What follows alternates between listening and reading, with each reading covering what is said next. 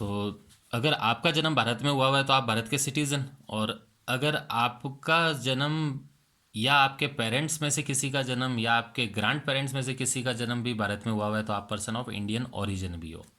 तो यहाँ पर ये जो शर्त है वो इंडियन सिटीजनों के लिए भी है और इंडियन पर्स ओरिजिन के लोगों के लिए भी है। ध्यान रखना, यहाँ पे दोनों वर्ड दिए हुए हैं। तो ये है, अब इंडिविजुअल का सारा मामला कवर है। एक छोटी सी एडवांस बात है जो मैं आपको ऑनलाइन क्लास में बताऊंगा, वीडियो रिकॉर्डिंग में नहीं बता रहा, ठीक है। वो सी एस वालों के लिए काम की बातें हैं। चलो, ये इंडिविजुअल का सारा स्टेटस हो गया। ये एक्सेप्शन ध्यान रखना, पूछते हैं कि बेसिक कंडीशन के एक्सेप्शन क्या है। तो एक्सेप्शन का मतलब क्या है कि इन केसेस में आपको तीन शर्त मतलब इन केसेस में आपको बेसिक के अंदर दो शर्तें अवेलेबल नहीं होगी, बल्कि एक शर्त 182 डेज वाली ही अवेलेबल होगी। अगर 182 डेज वाली कर दोगे तो आप भारत में कहलाओगे रेजिडेंट, और अगर 182 में फेल हो गए तो आप भारत में बन जाओगे नॉन रेजिडेंट। ये है ना इंडिविजुअल का स्टेटस कंप्लीट। अब आप इन रिकॉर्डिंग को बार बार सुन के अच्छी तरह से याद करने की कोशिश करना इनको, कि स्टेटस की क्या शर्तें थी। एक इंडिविजुअल का कौन कौन सा स्टेटस हो सकता है, रेजिडेंट भी या नॉन रेजिडेंट, और रेजिडेंट में भी ऑर्डिनरी रेजिडेंट या नॉट ऑर्डिनरी रेजिडेंट। चलो, अब अपन नेक्स्ट पढ़ते हैं HUF का। ठीक है, रेजिडेंशियल स्टेटस ऑफ HUF। अब आगे वाले बहुत इजी है ना, आगे वाले में ज़्यादा कोई परेशानी नहीं होगी। देखो, रेजिडेंशियल ऑफ इंडिविजुअल के बाद एक HUF का और समझ लेते हैं, फिर नेक्स्ट वीडियो में आपको बाकी का सबका बता दूंगा, फर्म का, कंपनी का वगैरह ना, सबका। कहते हैं ऐसा क्यों, HUF अलग क्यों ले रहे हो, बाकी सबको अलग। देखो, HUF का स्टेटस भी, रेजिडेंशियल स्टेटस भी बिल्कुल इंडिविजुअल जैसे दो तरह का हो सकता है, या तो रेजिडेंट और या नॉन रेजिडेंट। और रेजिडेंट में भी दो तरह का हो सकता है, ऑर्डिनरी रेजिडेंट मतलब ऑर्डिनरली रेजिडेंट, या नॉट ऑर्डिनरली रेजिडेंट। सेम वो इंडिविजुअल वाली टेबल है, ऐसे ही लिख दी है, बना दी मैंने।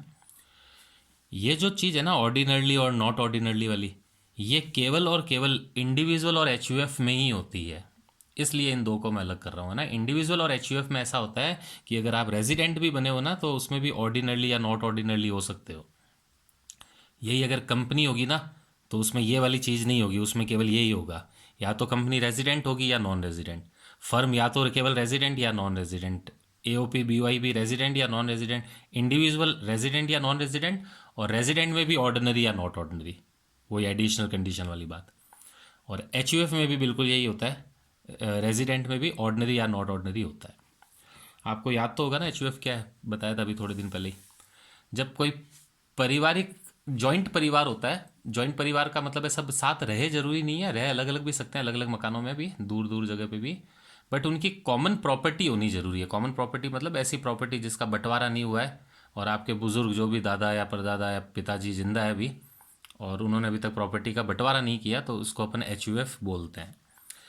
तो HUF के अंदर मैंने उस दिन भी समझाया था छोटी मोटी बातें आपको, कि पूरे परिवार का जो जॉइंट बिजनेस है उसके ऊपर सब भाई या सब बेटे अपनी अपनी इनकम पे अलग अलग टैक्स देने की परिवार की जो इनकम होती है वो बच्चों में बंटती है ना।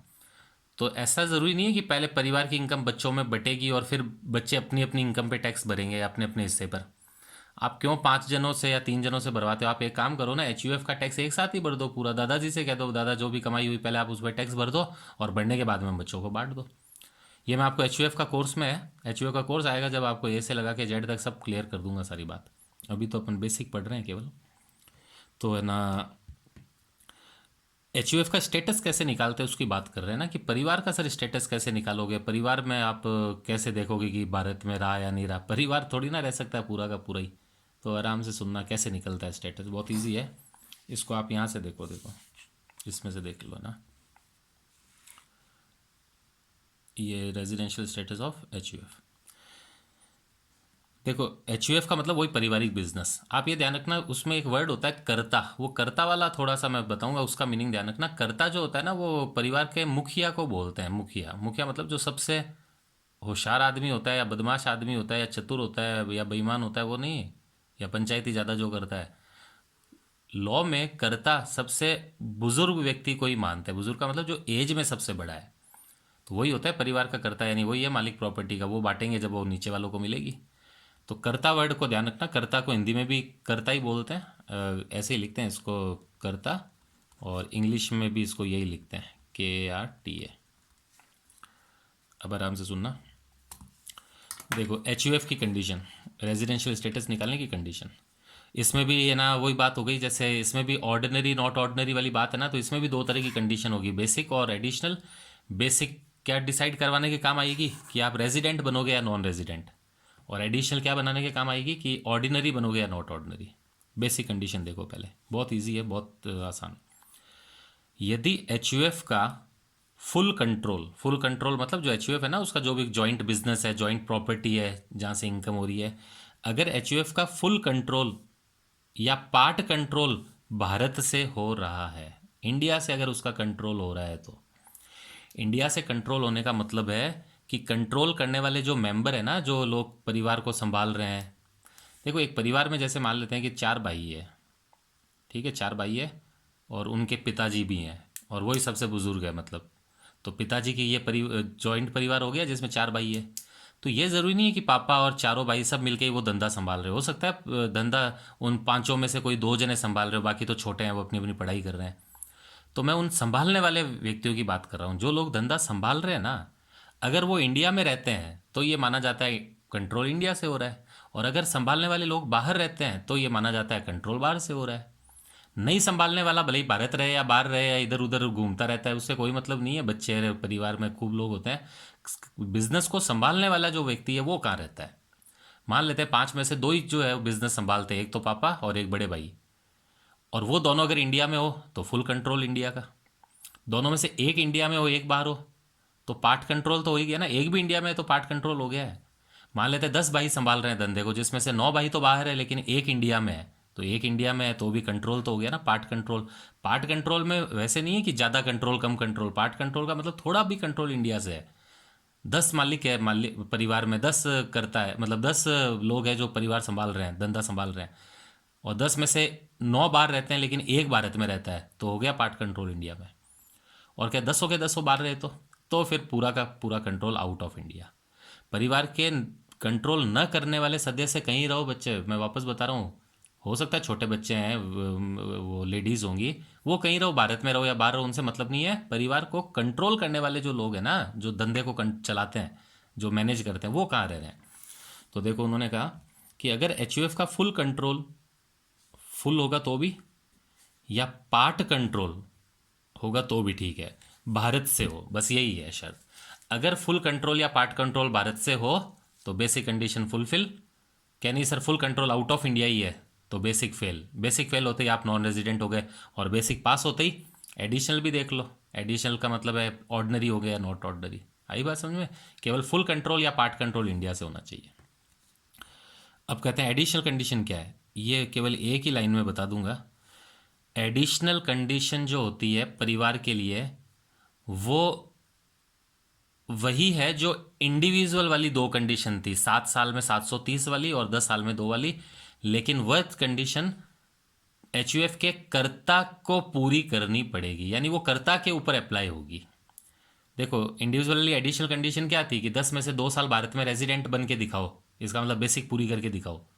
तो वो किसको करना है, परिवार के हर आदमी को नहीं रह करना जरूरी, कर्ता को करके दिखानी है। मतलब कर्ता जो होना चाहिए वो 10 साल में से 2 साल भारत के अंदर क्या रहा होना चाहिए, रेजिडेंट। इसका मतलब उसने बेसिक कंडीशन पूरी की हुई हो, कौन सी, 182 डेज वाली या 60 डेज वाली, दोनों में से कोई भी कर।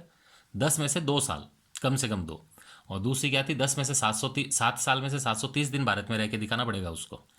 तो ध्यान रखना एडिशनल कंडीशन देखो क्या है, HUF के कर्ता को इंडिविजुअल वाली दोनों एडिशनल कंडीशन पूरा करना होगा। अगर कर देता है तो फुलफिल, और अगर मान लेते हैं एडिशनल में फेल हो जाता है, वो बताया था ना दोनों करनी जरूरी होती है एडिशनल में। तो आप ये ध्यान रखना कि एडिशनल कंडीशन पूरी करवाने की जिम्मेदारी किसके ऊपर होती है, कर्ता पर होती है। तो बस यही है HUF का। आप देख लो वो टेबल नीचे, बेसिक फुलफिल कर दे और एडिशनल भी कर दे तो ऑर्डिनरी रेजिडेंट बनेगा। बेसिक कर दे जबकि एडिशनल में फेल हो जाए तो नॉट ऑर्डिनरली बनेगा। ये पहले पढ़ी हुई है टेबल ऐसी आपने इंडिविजुअल में भी। और बेसिक में ही अगर फेल हो जाए तो फिर एडिशनल का कोई मतलब नहीं है, आप सीधे नॉन रेजिडेंट हो जाओगे। तो HUF की बेसिक कंडीशन क्या है, ये फुल कंट्रोल या पार्ट कंट्रोल इंडिया से होना चाहिए। कंट्रोल का कैसे पता चलता है? कंट्रोलिंग मेंबर जहाँ रहते हैं ना वहाँ का कंट्रोल माना जाता है। सारे कंट्रोलिंग मेंबर इंडिया में, फुल कंट्रोल हो गया। कुछ कंट्रोलिंग मेंबर इंडिया में है तो पार्ट कंट्रोल हो गया। कोई भी इंडिया में नहीं है कंट्रोलिंग मेंबर, तो फिर इंडिया में कोई कंट्रोल नहीं है फिर इसका, तो ये नॉन रेजिडेंट हो जाएगी। बेसिक फेल हो गई ना, फिर पार्ट या फुल कंट्रोल कहाँ हो रहा है इंडिया में। नॉन कंट्रोलिंग मेंबर भले ही कहीं घूमे फिरे, कोई मतलब नहीं है उससे। और एडिशनल कंडीशन क्या है? एडिशनल कंडीशन वो इंडिविजुअल वाली दो कंडीशन है जो उसके कर्ता को पूरी करवानी पड़ेगी। इंडिविजुअल वाली दोनों कंडीशन एडिशनल वाली कर्ता को पूरी करवानी पड़ेगी। बस ये ना HUF का हुआ करता है। ये दो आपको मैंने बता दिया, इंडिविजुअल और HUF। कल जो नेक्स्ट क्लास भेजूंगा, थर्ड और लास्ट क्लास, मतलब बाद में तो ऑनलाइन पढ़ेंगे 3 दिन अपन, उसमें बाकी सबका स्टेटस बता दूंगा मैं। इस तरह से रेजिडेंशियल स्टेटस कंप्लीट होगा अपना। डाउट जो हो वो आप ऑनलाइन क्लास में पूछ लेना।